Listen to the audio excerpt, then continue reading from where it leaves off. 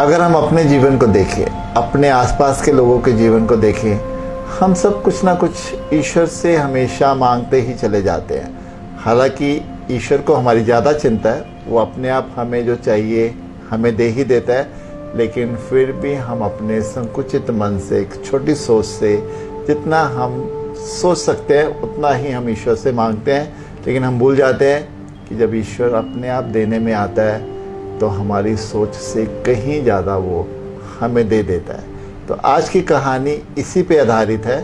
कहानी यूँ है, एक राज्य में एक व्यक्ति अपने वैद्य के पास जाता है और अपनी बीमारी के बारे में वैद्य को बताता है।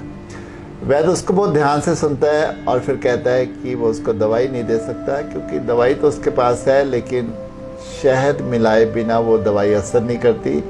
इसीलिए उसके पास शहद नहीं है, क्योंकि उसका मौसम नहीं है, तो वो उसको दवाई नहीं दे सकता। हाँ, अगर वो कहीं से शहद ले आए तो फिर वो दवाई उसको दे सकता है। वो व्यक्ति वैद्य से छोटी सी डिब्बी लेता है और अपने जान पहचान के लोगों में जाता है और सबसे शहद पूछता है, लेकिन उसको कहीं से भी शहद नहीं मिलता। अंत में उसकी उम्मीद जो है वो सिर्फ राजमहल रह जाती है कि राजा के पास जाकर उसको वो शहद मिल जाएगा। तो वो राजमहल जाता है और सेनापति उसके आने का कारण पूछता है, तो वो सेनापति को सारी बात बताता है। तो सेनापति उसको रुकने के लिए कहता है और अंदर जाकर राजा से पूछता है कि ऐसे एक व्यक्ति शहद लेने आया तो वो क्या करे।